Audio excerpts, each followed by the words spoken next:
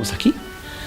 Exactamente. Bueno, entonces nosotros vamos a continuar con el libro de Hechos. Estamos en el libro de los Hechos. El libro de los Hechos es el libro siguiente después de Juan. Y el libro de los Hechos habla de los primeros años del cristianismo, una vez que Jesús ha dejado la tierra y deja el trabajo a sus discípulos, ¿verdad? Y estamos en el capítulo 6 de Hechos. Se titula el estudio organismo. Organismo, exactamente. Sí, le voy a pedir por favor a Armando que nos guíe en una pequeña oración para que Dios nos dé una bonita enseñanza en esta noche. Padre bendito, Señor, te queremos dar muchas gracias porque tú nos permites estar reunidos en tu nombre para ocuparnos de tus cosas. Te pedimos también por los que vienen en camino, los que no pudieron llegar, que también tengan oportunidad de ocuparse de ti, de orar, de leer tu palabra, de meditar sobre ella. Señor, te pedimos que el estudio que tú tienes preparado el día de hoy, que nos dará Carlos, sea muy útil para principalmente compartirlo a otras personas, compartir las grandes cosas que tú haces en nuestras vidas, compartir tus bendiciones, las enseñanzas, pero también si hay ahí disciplina y corrección, también que la podamos nosotros compartir. Te pedimos, Padre, que prepares nuestro corazón, nuestra mente, para que esté apta para recibir el mensaje que tú tienes preparado el día de hoy. Señor, te pedimos todas estas cosas en nombre de Jesucristo, te digo. Amén, Señor. Como no hemos visto el libro de Hechos desde el año pasado, yo creo que es bueno que demos un repaso muy rápido de qué se trata el libro de Hechos. Jesús ha resucitado y por 40 días y 40 noches pasa tiempo con sus discípulos, dándoles las últimas instrucciones y las últimas enseñanzas, y después ahí en el capítulo 1 de Hechos, Él se va de la tierra y le dice a los discípulos que ellos son los que van a tener mucho más poder que Él. Me seréis testigos en Jerusalén, en Samaria y hasta el fin de la tierra, dice, porque recibiréis el poder del Espíritu Santo. Y en el capítulo 2 vemos que ellos están todavía un poco temerosos, pero no tanto como cuando agarraron a Jesús y lo crucificaron, y están en un lugar, en un aposento, en donde reciben el poder del Espíritu Santo. Y entonces se desatan, salen a la calle a predicar con mucha fuerza acerca de Jesús, ¿sí? Y ahí viene la primera predicación del Nuevo Testamento, en donde Pedro, con mucha fuerza, habla de que Jesús es el Cristo que ellos habían estado esperando, pero que lo crucificaron cometiendo un grave error.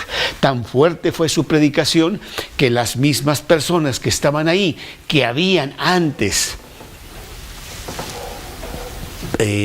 insultado a Jesús y pidiendo su crucifixión, crucifícale, ahora están compungidos de espíritu y esperan pues alguna corrección, y entonces Pedro les dice: arrepiéntanse y bautícense en el nombre del Padre y del Espíritu Santo y recibiréis perdón de vuestros pecados, ¿sí? Y bueno, en esa ocasión se convierten 3,000 personas, lo que no había pasado con Jesús. Jesús nada más tenía 120 cuando Él se fue de la tierra. Ya estaba realmente tomando gran fuerza el cristianismo ahí en Jerusalén.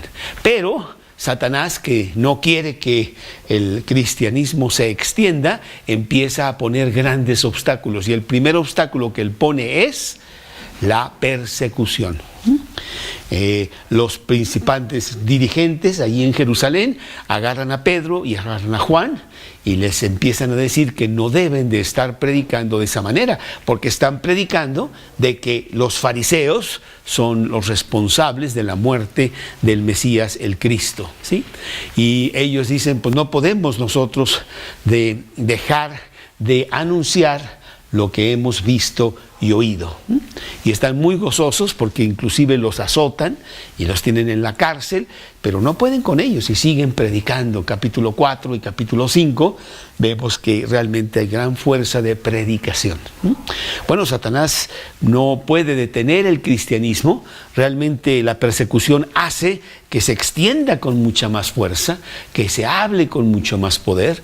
Y dice la Biblia que grandes masas y multitudes estaban siendo convertidas al cristianismo allá en Jerusalén. Satanás toma otra diferente estrategia para parar el cristianismo y en el capítulo 5 trae pecado en el grupo. ¿Te acuerdas de esta pareja? De Safira y de, ¿cómo se llama el otro? Safira y Ananías, que tratando de ser muy lindos cristianos e impresionar a los demás, dicen: nosotros vendimos una casa y aquí está todo el dinero para que sea distribuido entre los necesitados. Pero habían mentido porque realmente estaban entregando parte del dinero, pero querían pues, colgarse una medalla al decir que ellos eran muy buenos cristianos. Y tan es así que entonces Pedro les dice: pues ¿por qué haces eso? Tú no tenías que darnos nada y ahora estás hasta mintiendo. Y hay una purificación en el grupo porque ellos inmediatamente son muertos por Dios mismo por haber actuado de esa manera.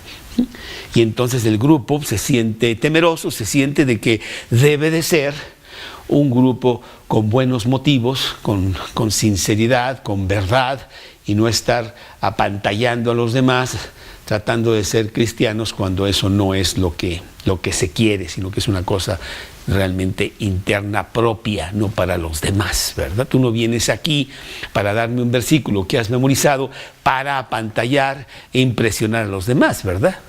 Sería absurdo. Tú lo haces porque eso es lo que tú quieres hacer para tu propia vida. Dos diferentes cosas que se trataba de parar el cristianismo, pero realmente estaba corriendo con mucha más fuerza. Y en el capítulo 6 de Hechos vamos a ver una tercera cosa, un tercer obstáculo que se está presentando muy fuerte y que puede traer graves problemas al cristianismo. Y esto es probable división. En el mismo grupo, unos quieren que se haga de esta manera, otros quieren que se haga de otra manera, y a veces llega el punto en donde no hay acuerdo y se divide el grupo, ¿no? Y eso trae pues grandes problemas porque eso no es lo que Dios quiere, ¿no? Sino que estemos unidos, que estemos con una misma fuerza, con una misma meta hacia tratar de jalar a las demás personas a que conozcan la verdad del Evangelio y que conozcan a Cristo, ¿no?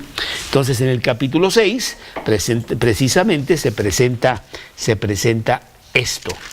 Aquí vamos a leer el capítulo 5 primero, versículos 12 al 14 del capítulo 5, que dice: y por la mano de los apóstoles se hacían muchas señales y prodigios en el pueblo, y estaban todos unánimes en el pórtico de Salomón. De los demás, ninguno se atrevía a juntarse con ellos, mas el pueblo los alababa grandemente, y los que creían en el Señor aumentaban más gran número, así de hombres como de mujeres. Había ya una gran multitud que se estaba convirtiendo de una manera sincera, de que querían saber qué es eso que predicaba Jesús, y lo querían para sus propias vidas. Y eso nos trae al capítulo 6, porque el capítulo 6 tienen los apóstoles, los líderes del grupo, que enfrentar este nuevo problema. Que bueno, ojalá tuviéramos ese problema, que viene tanta gente que no sabemos qué hacer con ella, ¿no? Pero trae sus problemas. Aquí, por ejemplo, pues siempre hemos tenido la situación de que me han dicho: oye, y cuando viene mucha gente, ¿qué vamos a hacer? Pero en realidad siempre ha venido la gente que cabe en el lugar. No hay problema, Dios hace las cosas. Pero vamos a leer el capítulo 6 de este nuevo pasaje, del versículo 1 al versículo 7, en donde la palabra de Dios dice así: en aquellos días Como creciera el número de los discípulos, hubo murmuración de los griegos contra los hebreos, de que las viudas de aquellos eran desatendidas en la distribución diaria. Entonces los 12 convocaron a la multitud de los discípulos y dijeron: no es justo que nosotros dejemos la palabra de Dios para servir a las mesas. Buscad pues, hermanos, de entre vosotros a 7 varones de buen testimonio, llenos del Espíritu Santo y de sabiduría, a quienes encarguemos de este trabajo. Y nosotros persistiremos en la oración y en el ministerio de la palabra.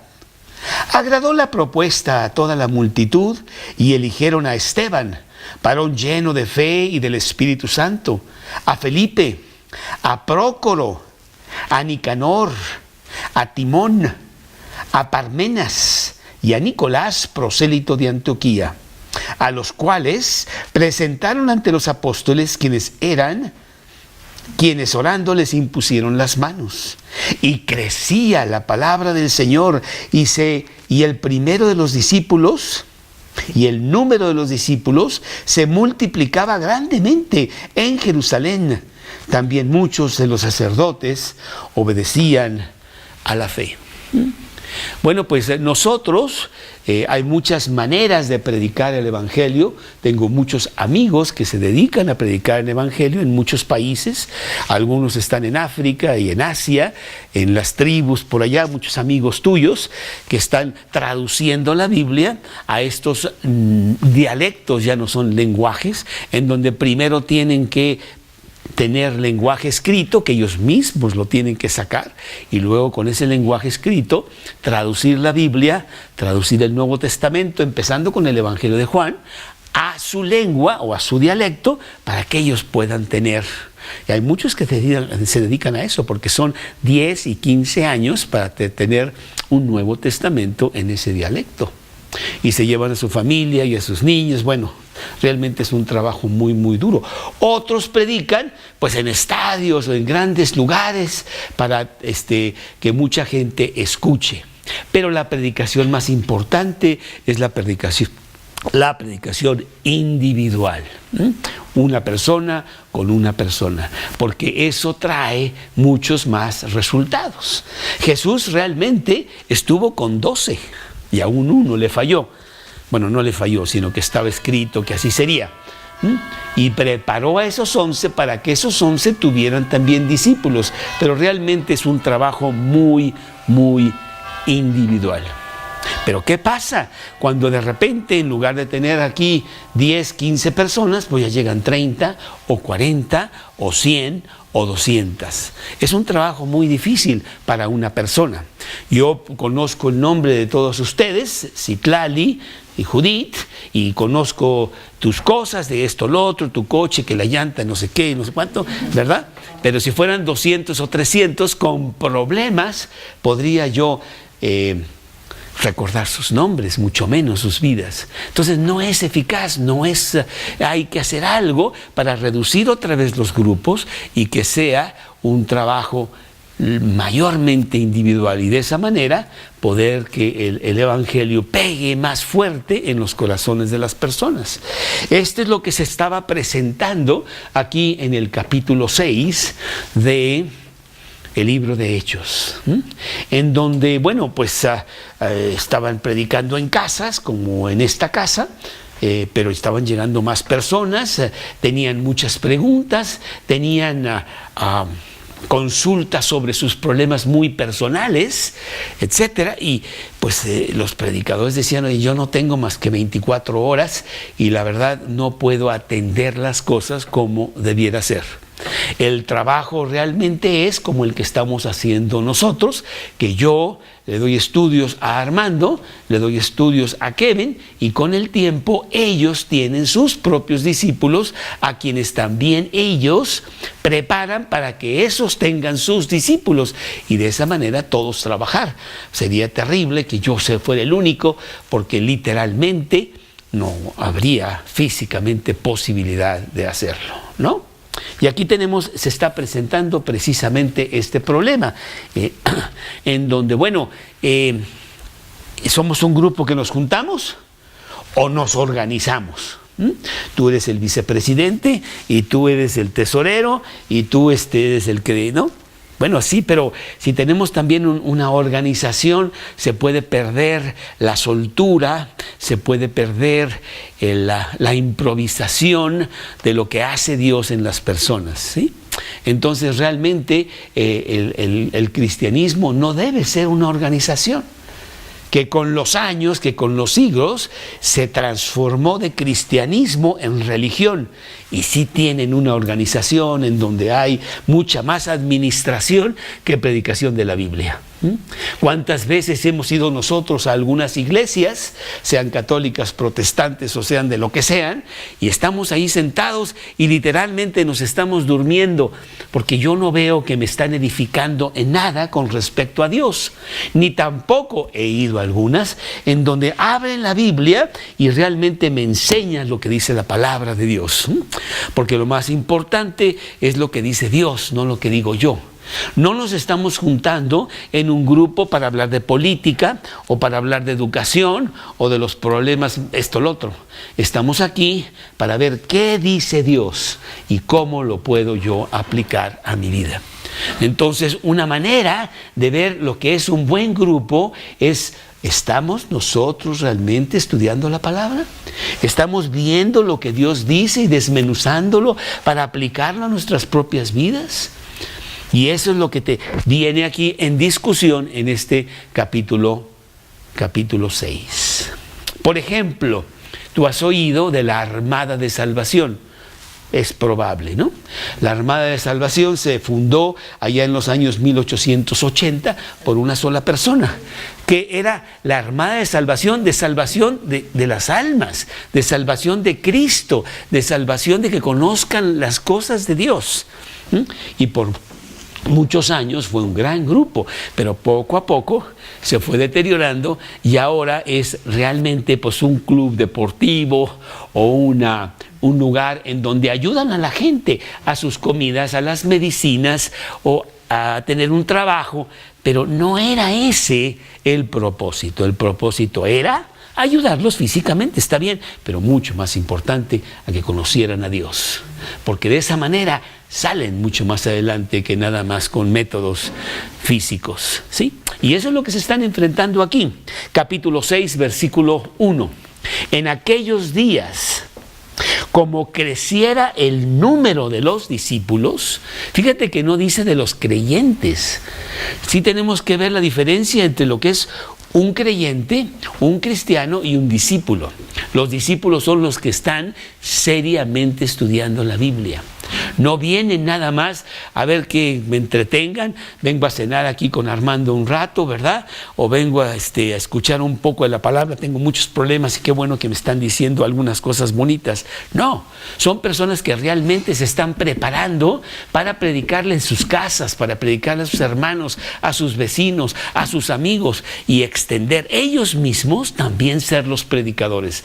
Ese es un discípulo. Y aquí dice que creciera el número de discípulos. Había ya muchas personas seriamente interesadas en seguir a Jesús y que estaba creciendo. Había ya muchos discípulos. Hubo murmuración de que las cosas estaban siendo distrayentes, no se estaban llevando a cabo bien. Y dice aquí, hubo murmuración de los griegos contra los hebreos, que las viudas de aquellos eran desatendidas en la distribución diaria. Bueno, pues la verdad es de que el cristiano no solamente quiere pasar la palabra de Dios, pero también con su vida y con sus obras ayudar a los demás. Ciertamente hay personas necesitadas y hay muchas clases de necesidades, desde las cárceles y los hospitales y los necesitados de manera monetaria y muchas otras cosas en donde el cristiano ayuda fuertemente, pero no es el objetivo principal.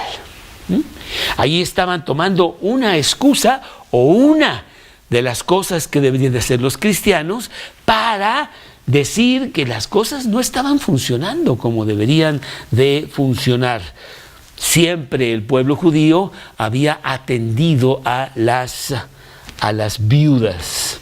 Vamos a leer Deuteronomio capítulo 14 en el versículo 29, Deuteronomio 14, 29, que nos dice cómo desde el Antiguo Testamento sí había una preocupación por las viudas. Deuteronomio 14, 29. Y vendrá el levita, el que no tiene parte ni heredad contigo, y el extranjero, el huérfano y la viuda que hubiere en tus poblaciones, y comerán y serán saciados, para que Jehová tu Dios te bendiga en toda obra que tus manos hicieren. Aquí está una exhortación a ayudar a las viudas. Capítulo 16, versículo 11, ahí mismo en Deuteronomio, dice: y te alegrarás delante de Jehová tu Dios, tú y tu hijo, tu hija, tu siervo, tu sierva, el levita que habitare en tus ciudades, el extranjero, el huérfano y la viuda que estuvieran en medio de ti, en el lugar que Jehová tu Dios hubiera escogido para poner allí su nombre. ¿Sí? Capítulo 26, ahí mismo de Deuteronomio, versículo 12, 26, 12, dice en el 26, 12: cuando acabes de diezmar todo el diezmo de tus frutos en el año tercero, el año del diezmo, darás también al levita, al extranjero, al huérfano y a la viuda, y comerán en tus aldeas y se saciarán. Era algo que ya estaba pasando, ayudar a las viudas, era importante, porque pues a las viudas mayores de 60 años era muy importante ayudarlas para que siguieran adelante. Y entonces aquí dicen una situación que se estaba realmente ignorando, es de que no se estaba atendiendo a las viudas. Pero hay algo importante, porque aquí nos dice que la murmuración era de los griegos. Eran los judíos que no vivían en Jerusalén. Ya desde hacía muchos años se habían esparcido los judíos por todo el imperio y no vivían necesariamente en Jerusalén. Eran los judíos helénicos, de Helena, en donde estaban principalmente en Grecia. Y pues ya eran medio diferentones de los verdaderos judíos, celosos de su religión, que vivían en Judea. Y había una pequeña pugna entre ambos. Muchos de ellos venían a Jerusalén a las fiestas, pero así como que pues eran de segunda clase, ¿no? Porque no eran judíos totalmente verdaderos. Habían adquirido muchas de las costumbres de los pueblos a donde habían ahora ellos se habían establecido, ¿sí? Y estos eran los que decían: oye, nosotros hemos venido a Jerusalén, ya cambiamos nuestra dirección para estar aquí, y la verdad, pues vemos que el grupo, que ahora somos cristianos, pues no nos está atendiendo bien. Fíjate, no está atendiendo a nuestras viudas. Como que ya había una separación ahí, ¿verdad? Estaban ellos sintiéndose desplazados, se estaban como que eran de segunda clase, sí. Entonces estaban teniendo una discusión. Cuando el grupo crece, sí es muy probable que empiece a haber diferentes cosas en donde hay que tener la armonía, el amor, la unión en Cristo, para no pues desviarnos de cuál es el objetivo de todo esto. Entonces ellos estaban fuertemente criticando las cosas que estaban pasando. Entonces la primera situación de este problema es la razón por la cual existía este problema. Y existía este problema porque ya eran muchos, tanto de Jerusalén como de otros lados. Eran tantos que pues los apóstoles, que eran pocos, tenían que estar atendiendo demasiada gente, ¿sí?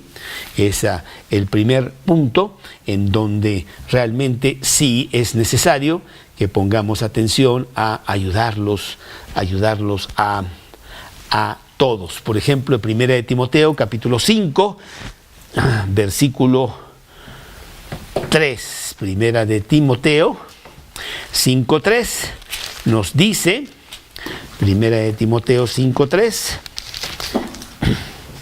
dice, honra a las viudas que en verdad lo son. Sí, está bien tu queja que tienes contra las viudas tuyas, pues está bien, pero no son las tuyas solamente, son todas las viudas que tenemos, que a lo mejor es verdad que no las estamos atendiendo bien, ¿sí?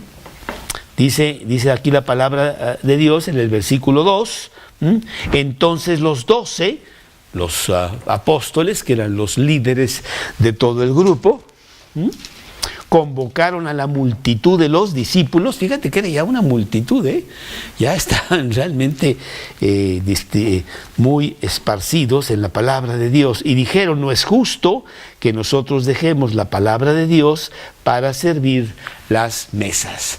Y es que también existía el problema de que eran los 12 los que hacían todo, que es otra cosa que muy frecuentemente lo vemos en grupos. Los que trabajan y hacen el trabajo para la ayuda de todos son unos poquitos, y los demás nada más vienen, se sientan, escuchan, y oye, tengo muchos problemas, necesito verte, vamos a tomarnos un café, por favor, y ahí te pasas 2 horas con él y no sé cuánto, y bueno, llega el punto en que pues que necesitamos ayuda, ¿verdad? Y aquí lo que están diciendo los discípulos es, ¿qué es lo que nosotros debemos de hacer? Dice, no es justo que nosotros dejemos la palabra de Dios. Con mucho gusto yo puedo atender las necesidades de Miriam y de Carolina y esto y lo otro, y hablar con ellas y ver que si va a tener el trabajo, si no va a tener el trabajo, y cómo le doy un consejo y todo, pero no puedo dejar lo que es principal, que es la exposición, la predicación, la enseñanza de lo que dice la palabra de Dios. Eso tiene que tomar la prioridad absoluta. Y los apóstoles están diciendo, nosotros estamos aquí para predicar la palabra, no para cocinar a todas las personas que vienen aquí, en donde les regalamos el desayuno o qué sé yo, ¿no? No podemos hacer eso, porque entonces desatendemos lo que es lo más importante, ¿sí? Entonces la razón por la cual había un problema es de que se necesitaba ya una pequeña organización. Ok, Caro, tú haces esto, y Karina va a hacer esto, y yo hago esto otro, y vamos a ayudar todos para que venga más gente, para ayudar a más gente, y que se extienda la palabra de Dios por todos lados, enseñando lo que la Biblia dice, porque es la prioridad número 1. Yo no sé tú, pero en el caso mío muy específico, a la edad de 33 años, yo tenía maestría de esto y tenía título de aquello y muchas cosas, ¿verdad? Pero yo nunca había leído la Biblia, nunca. En la escuela, cuando era pequeño, me habían hablado de David y de Goliat y de Moisés, pero es muy diferente a que yo abriera una Biblia y aprendiera de ella para mi vida. Yo no tenía eso. Y hubo hombres maravillosos que en ese tiempo me ayudaron a que yo pudiera abrir el libro y poco a poco aprender y apoderarme de todas las joyas que hay aquí para mi propia vida. Empezando con la primera, Dios regala vida eterna en Cristo. En Cristo Jesús. Si tú tienes a Cristo como tu Salvador, tú tienes la vida eterna, que Él te la regala, no tienes que ganártela, no podrías ganártela. Yo no sabía nada de eso. Qué maravilloso que alguien se tomó el tiempo conmigo de estudiar la palabra de Dios, y con muchos años, poco a poco, aprendí tanto que yo me puse también a predicar. Eso es lo más importante. Podría ir a los hospitales y ayudar a no sé qué y no sé cuánto, pero no es lo importante es la palabra de Dios. En un México en donde la Biblia realmente pues es inexistente. Si hiciéramos una encuesta, mejor no la hacemos para no llorar, de cuántas personas en México han abierto, no leído, no estudiado, abierto una Biblia, nos ponemos a llorar. lo que vamos a encontrar. Pero bueno, este libro es lo que Dios quiere que nosotros tengamos para nuestra vida y para nuestra muerte. Es el mensaje de Dios que todos debemos de tener. Entonces es mi responsabilidad, ahora que tengo una Biblia, enseñarla, más que regalar desayunos en gran masa en las esquinas, ¿no? Que podría hacerlo, y que está bien, pero ese no es la prioridad. Y eso es lo que están diciendo aquí los discípulos. No es justo que nosotros dejemos la palabra para servir las mesas, señores. Y está muy bien lo que están diciendo. Nosotros como cristianos debemos ayudar, y ayudamos como podamos en donde podamos, pero no dejando el trabajo principal.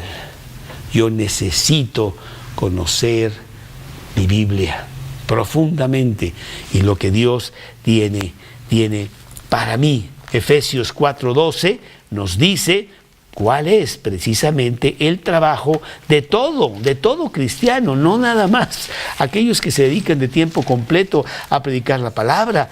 Todos los cristianos debemos de hacerlo. Dice Efesios capítulo 4, versículo 12. A fin de perfeccionar a los santos para la obra del ministerio, para la edificación del cuerpo de Cristo, ¿sí? Eso es, hay que edificar a todos con la palabra de Dios. ¿Ok? El mismo Pablo, pues él sabía que su trabajo más importante era la extensión de la palabra de Dios por todo el Imperio Romano, más que ayudar a todas las gentes, ¿sí? Así es. Entonces, número 1, la razón de por qué había problema. Número 2, ¿qué se requería? Bueno, pues se requería, inclusive no es una organización, ¿no? Es un organismo. Un organismo que funciona con cada parte haciendo lo que le corresponde. No es que el corazón le tenga que decir al riñón, tú te reportas a mí y me dices qué está pasando. No es así, el riñón puede estar muy mal y el corazón ni se entera y están las cosas muy mal, sino que cada uno funciona conforme a su propósito de diseño y trabaja el cuerpo. Y así es como debe trabajar también el grupo, en un organismo, ¿sí? Y entonces viene la propuesta de lo que se debe hacer. Versículo 3. Buscad pues, hermanos, de entre vosotros a 7 varones de buen testimonio, llenos del Espíritu Santo y de sabiduría, a quienes encarguemos de este trabajo. Bueno, pues sí, ok, yo voy a seguir predicando, yo no puedo ayudar en eso, pero tengo a esta persona y tengo a esta persona que quieren ayudar. Sí hay cristianos que vienen y dicen, ¿en qué ayudo? ¿Qué hago? A lo mejor yo no sé tanto de esto, pero sé de otras cosas y yo quiero ayudar. Bueno, pues mira, puedes ayudar en la distribución de las mesas, en las comidas que estamos dando gratis a las viudas aquí, para que el cristianismo sea también algo efectivo desde el punto de vista físico, desde el punto de vista de las necesidades. Y vemos aquí algo muy bonito de qué es lo que se estaba pidiendo de esas 7 personas. ¿Por qué 7? 7 es el número de Dios. 6 es el número del hombre, está incompleto. 7 es el número de Dios. En 7 días Dios hizo la creación, ¿no?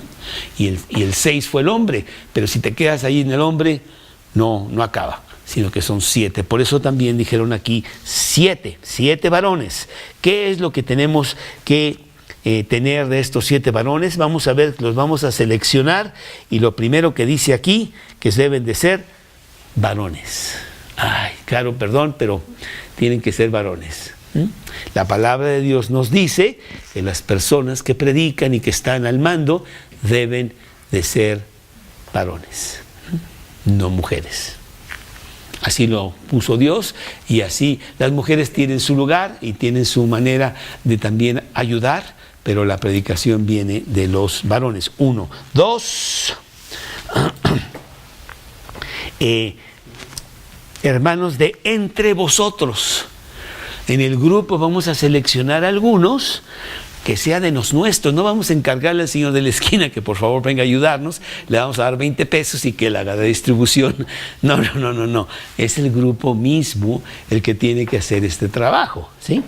3, dice, de buen testimonio. Personas que realmente con sus vidas están hablando de Cristo. El cristianismo es algo que vivimos, no que hablamos. ¿Cuántas personas cuando tú les preguntas y te dicen yo soy cristiano? Entonces, ¿por qué te has divorciado 3 veces? Tus hijos están en la cárcel, te robaste el coche la semana pasada de la otra persona. Pues no muy cristiano que digamos, no, sino que mi cristianismo lo vivo. No es perfección, pero sí hay algo que hace que tú digas soy cristiano, ¿verdad? Y entonces es tener a varones de buen testimonio, conforme a 1 de Timoteo capítulo 3. 1 de Timoteo capítulo 3 habla de esas personas que quieren ayudar en el frente. 1 de Timoteo capítulo 3 dice, palabra fiel, si alguno desea obispado, buena obra desea, pero es necesario que el obispo quiere decir el que está al frente, el que sobrevee las cosas, sea irreprensible, marido de una sola mujer, sobrio, prudente, decoroso, hospedador, apto para enseñar, no dado al vino, no pendenciero, no codicioso, etc. Una persona que tiene un buen testimonio, ¿no? Una persona que habla de Cristo, pero también vive a Cristo. Una de las cosas que a mí me trajo a Cristo, muy, muy importante, es lo que yo veía en las personas que me estaban jalando a que vinieran a los estudios. Yo veía vidas congruentes, personas bien puestas, algunos solteros, otros casados, con sus hijos, y yo veía las familias y yo decía, este es Cristo. No son personas que me hablan y hacen otra cosa, pues no, pues eso no sirve. El cristianismo es algo que yo vivo, ¿sí? Buen testimonio. Y también dice aquí la palabra de Dios, llenos del Espíritu Santo, llenos de Dios. Tú los ves que realmente están incendiados para Cristo, la manera como hablan, la manera como proceden con sus vidas, están realmente llenos de Dios. Queremos esa clase de personas, 7 personas que realmente tengan esto. Y por último, dice aquí, que tengan sabiduría, que sean sabios, que puedan ellos resolver problemas varios, espirituales o físicos, con la sabiduría de Dios, porque conocen lo que dice la Biblia. Y bueno, esos deben de ser las personas, inclusive las que ayudan, ya no digamos los que predican, ¿sí? En estos días se les llama diáconos, ¿no? Los ayudantes de los predicadores. Pero realmente no me gusta mucho a mí eso, sino que todos somos predicadores, todos somos cristianos que estamos tratando de vivir lo que estamos aprendiendo y llevándolo a otros. Tú eres el predicador en donde tú estás ahí en tu trabajo, yo no estoy en tu trabajo. Y tú eres donde estás en tus diferentes cosas con las señoras y todo. Todos somos predicadores. Y debemos de tener estas cualidades, llenos de Dios, buen testimonio, sabios. Y entonces estaban aquí que lo requerido era conseguir 7 personas que hicieran ese trabajo. Y entonces la tercera cosa que vemos de la razón del problema, de lo que se requería, es la lista misma. Pues ahí se pusieron algunos a poner, oye, pues yo sugiero a Jesús y yo sugiero a lo mejor, pues Armando, ¿cómo ves Armando Lentas? Vente acá con nosotros, etcétera. Y hicieron una lista, ¿sí? Y esta lista la vemos ahí en los siguientes versículos. Pero hay algo importante que debemos de ver en el versículo 4. Señores, vamos a hacer esto de conseguir a 7 personas que nos ayuden. ¿Para qué? Versículo 4. Nosotros persistiremos en la oración y en el ministerio de la palabra. Yo necesito estudiar la palabra para que el jueves cuando tú vengas aquí, pues tenga algo que decirte a ti, no nada más ahí cotorrear así muy a la ligera, ¿verdad? Y nos tomamos un taco o lo que sea y ahí platicamos un rato. No, pues tengo que decirte qué dice la palabra, tengo que estudiar. Y la oración y la predicación van juntas. Cuando tú estás leyendo la Biblia, Citlali, tú empiezas hablando con Dios. Y le dices, Dios, voy a tomar 5 minutos o 10 minutos para leer el Evangelio de Juan aquí donde yo me quedé ayer. Y yo te quiero pedir, Dios, que me ilumines, a ver qué dice, cómo lo aplico a mi vida, qué quieres de mí. Que te suplico que me digas algo, porque tú hablas con la Biblia. Entonces la oración es tan importante como la lectura y el estudio de la Biblia. Vemos al apóstol Pablo en donde constantemente está orando. Por ejemplo, Romanos capítulo 1, versículo 9. Romanos capítulo 1, versículo 9. Dice la palabra de Dios por boca del apóstol Pablo, dice, porque testigo me es Dios, a quien sirvo en mi espíritu, en el evangelio de su Hijo, de que sin cesar hago mención de vosotros siempre en mis oraciones, ¿sí? Personas que con mucha fuerza siempre estaban orando. Hechos capítulo 28, versículo 23, 2 o 3 hojas antes, 28, 23 dice, y habiéndoles señalado un día, vinieron a él muchos a la posada, a los cuales les declaraba y les testificaba el reino de Dios desde la mañana hasta la tarde, persuadiéndoles acerca de Jesús, tanto por la ley de Moisés como por los profetas. Era un trabajo muy serio para Pablo, lo hacía todo el día y también lo hacía con su oración. Por eso dice el versículo, orad sin cesar. Y ya hemos hablado aquí que hablamos de oración, no de rezo. Dios no quiere que repitas 50 veces algo. No le interesa, Él también ya sabe la oración, ¿no?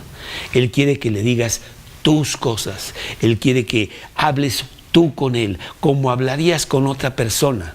Entonces tú oras, tú no rezas.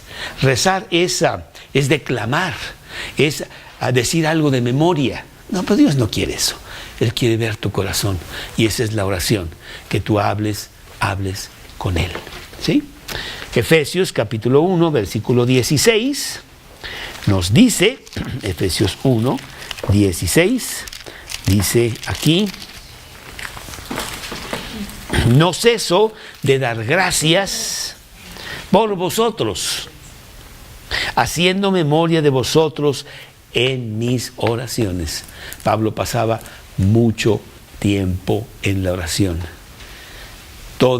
El trabajo del cristiano es, primero que nada, yo oro a Dios y me meto en la palabra de Dios. Y esas dos cosas me hacen que yo tenga sabiduría, que esté lleno de Dios y que tenga buen testimonio, ¿sí?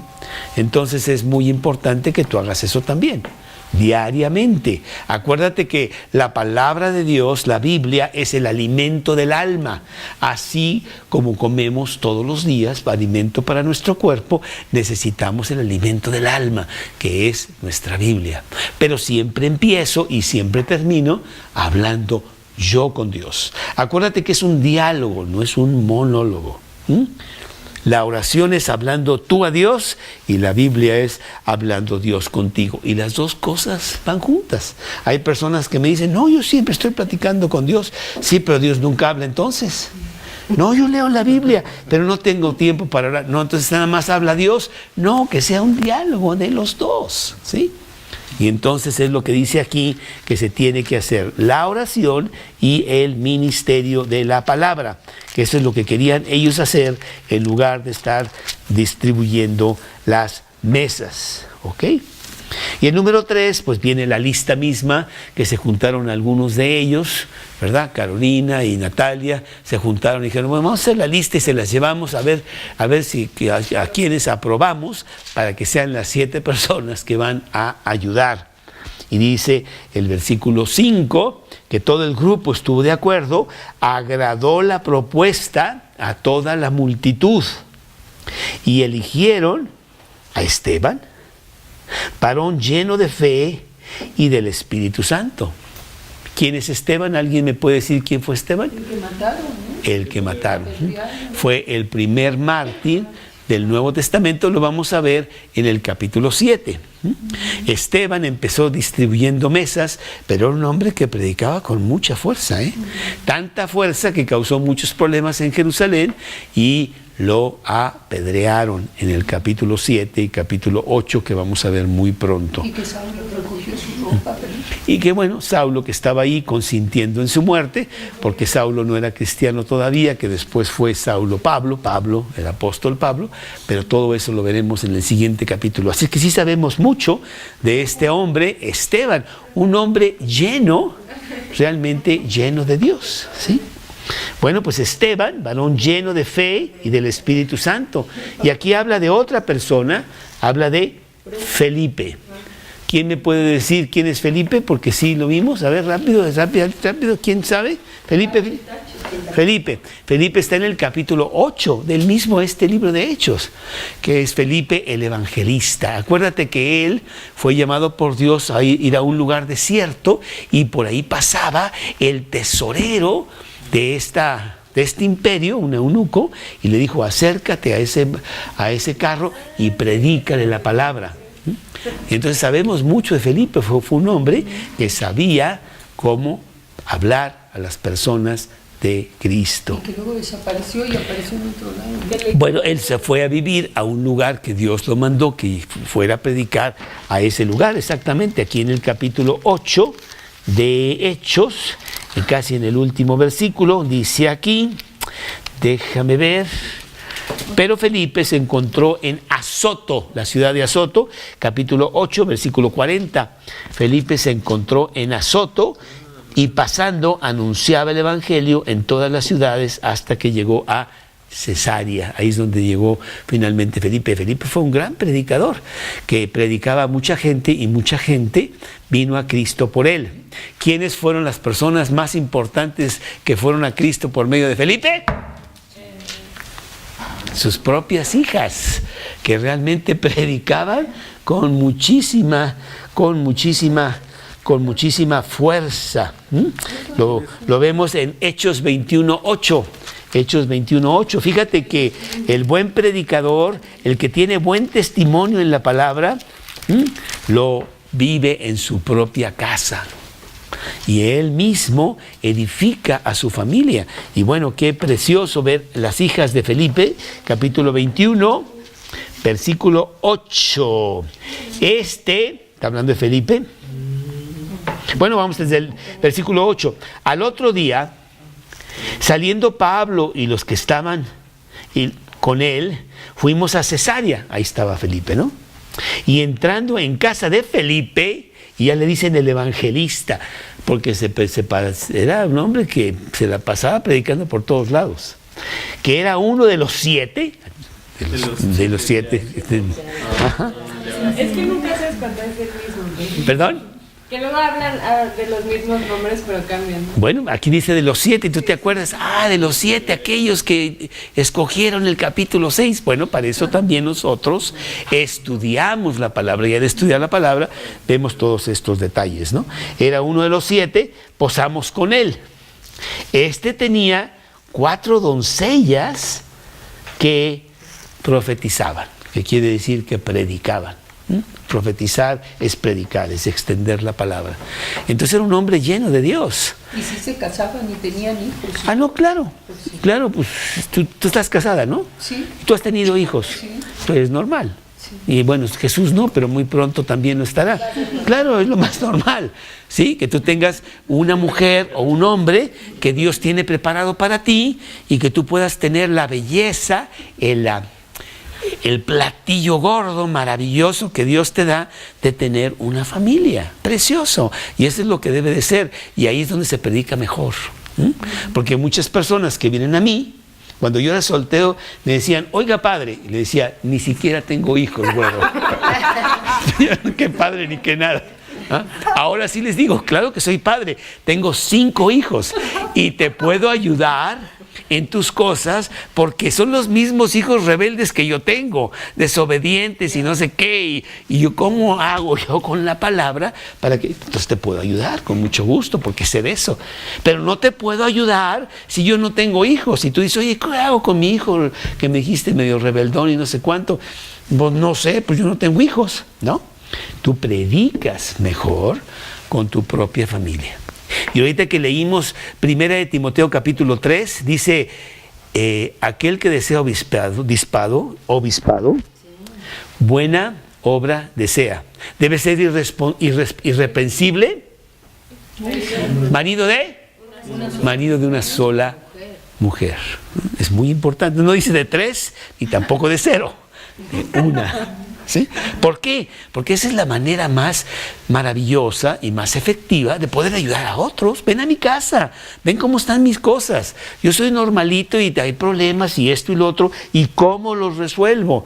Como dice la palabra. Bueno, Felipe evidentemente era un gran hombre porque sus 4 hijas estaban predicando. ¿Sí? Entonces, bueno, pues parece que esta lista era una buena lista. Esteban, que hasta murió por Cristo, por andar predicando. Felipe, que era un gran predicador y que mucha gente vino a Cristo por él y que sus hijas también predicaban. Bueno, dice aquí además otras personas de ellos, vamos a ver la lista. Dice aquí un señor que se llamaba Prócoro. Pues no sabemos mucho de él porque no se menciona más en la Biblia. A Nicanor tampoco, a Timón, a Parmenas y a Nicolás, prosélito de Antioquía. De Nicolás sí sabemos algo. ¿Qué sabemos de Nicolás? Que era prosélito de Antioquía, ¿no? Y uno de los 7. y uno de los prosélito que era seguidor o que era de esa ciudad, ¿no? Bueno, también es otra cosa, Ciclari, que vamos a aprender mucho, vamos a aprender español en la Biblia. Cuántas palabras que digo, ¿y eso qué? Y tengo que ir a ver de qué se trata y aprendo español, caramba. Un verdadero lenguaje precioso que es el español y que está en este libro. Bueno, pues son 7 personas que realmente parece ser que Nicolás, pero no lo creo, es el Nicolás de los Nicolaitas allá en Apocalipsis, pero los Nicolaitas eran un grupo muy feo. Entonces no creo que Nicolás haya sido el que empezó el grupo de los Nicolaitas, sino que debió haber sido otro Nicolás, ¿no? Exactamente, así fue. Muy bien, entonces dice que tuvieron la lista y vamos a hacerlo oficial de que realmente estas personas son parte del liderazgo y son parte del grupo que está tratando de que esto crezca y crezca y crezca. ¿Y qué vamos a hacer con ello? Versículo 6, a los cuales, permíteme, presentaron ante los apóstoles, quienes orando les impusieron las manos. ¿Qué es eso de imponer las manos? Bueno, es la primera vez que va a pasar aquí, pero lo vamos a ver mucho en todo el Nuevo Testamento e inclusive hasta nuestros días. Nosotros imponemos las manos como una otorgación de autoridad, como una manera oficial de entregar un diploma, por decirlo así, ¿no? A personas que están capacitadas y que les hemos dado autoridad de hacer algo. Se le imponen las manos, como pasando autoridad de una persona a otra persona. Lo mismo, creo aquí en 2 de Timoteo capítulo 1, creo que ahí está. Déjame ver.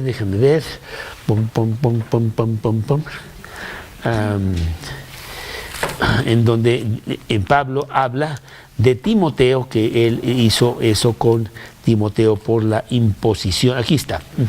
Por lo cual te aconsejo, capítulo 1, versículo 6 de 2 de Timoteo, por lo cual te aconsejo que avives el fuego del don de Dios que está en ti por la imposición de mis manos. Sí. 1.6 de 2 de Timoteo. Bueno, pues ahora ya entendemos un poquito qué es eso de la imposición de las manos, ¿sí? No había seminarios. Los seminarios nunca se vieron en la Biblia, ¿eh? No había títulos y no había diplomas y obispados y obispos y arzobispos y quién sabe qué, nada de eso. Sencillamente un organismo de cristianos todos sirviendo a Dios, pero con un poquito de disciplina, un poquito de orden, ¿no? Entonces, para que pudiera predicar, le ponen las manos en señal de que te autorizamos o nosotros estamos de acuerdo en que tú hagas estas cosas. Bueno, pues es la manera como estaba creciendo poderosamente la palabra de Dios. Increíble que en esos días se estaban convirtiendo, pero por toneladas, a Cristo, en medio de persecución, porque muy pronto vamos a ver que esto va a traer problemas, porque Roma exige que adores también al César. Puedes tener todos los dioses que quieras, y el cristiano también no hay problema, pero adora a los demás. Y los cristianos van a decir, no, yo nada más voy a adorar a uno, que es a Cristo. Y entonces muy pronto vamos a tener persecución en donde los van a empezar a matar. Y bueno, pues el último punto es el resultado de todo esto. En el versículo 7, el resultado de todo esto dice, y crecía la palabra del Señor, y el número de los discípulos se multiplicaba grandemente en Jerusalén. Y también muchos de los sacerdotes obedecían a la fe. Los sacerdotes judíos. No estamos hablando de los grandes jerarcas del Sanedrín, pero diferentes sacerdotes y fariseos estaban convirtiendo a Cristo. Veían la vida del vecino, cómo cambiaba, era un borracho y no sé qué, irresponsable, y ahora estaba trabajando y cuidaba a sus hijos y estaba con ellos. Y, oye, ¿qué te pasó? ¿Cómo? ¿Ya no vienes conmigo a las juergas ahí de dominó que teníamos en la cantina? No, ahora tengo cosas. Y le hablaba de Cristo y oye, yo quiero también eso, está maravilloso. Y estaba creciendo grandemente el cristianismo. Que eso es lo que queremos nosotros que esté pasando en nuestras vidas. Predicamos por todos lados, a diestra y a siniestra, a doquier, a tiempo y a distiempo. Y le decimos a las personas que esa es la única manera de vivir en medio de este mundo loco. La mayoría no atiende el mensaje, bueno, pues muy bien, pero sí hay personas que lo atienden. Primera de Timoteo capítulo 4, que es lo que le dice Pablo a su discípulo Timoteo.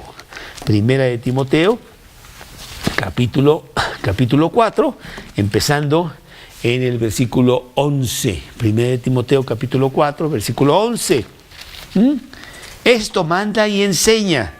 Ninguno tenga en poco tu juventud, sino sé ejemplo de los creyentes en palabra, en conducta, en amor, espíritu, fe y esperanza y pureza.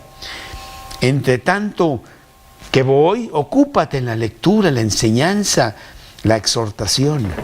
No descuides el don de Dios que hay en ti, que te fue dado mediante profecía con la imposición de las manos del presbiterio. Ocúpate de estas cosas, permanece en ellas, para que tu aprovechamiento sea manifiesto a todos. Ten cuidado de ti mismo y de la doctrina, persiste en ello, pues haciendo esto te salvarás a ti mismo y a los que te oyeren. Timoteo fue finalmente un gran hombre para Dios cuando Pablo se fue. ¿Sí? Es un consejo para todos los creyentes. Es un consejo para todos los creyentes. Sí, es muy importante que nosotros recalquemos esto. El predicador no es el que está al frente, por favor. Todos nosotros tenemos la gran responsabilidad y privilegio de pasar el mensaje a otros y decirles, ven a Cristo, mira, la Biblia tiene cosas maravillosas para tu vida, en donde puedes tener una vida abundante aquí en la tierra y después la vida eterna. Nosotros somos los predicadores como lo fue Pablo en su tiempo. Y esto es lo que está pasando ahí en el libro de Hechos, en donde realmente hay una explosión maravillosa del cristianismo. En este lugar oscuro en donde murió Jesús y todos pensaron, ya se murió Jesús, ya se acabó todo. No, para nada.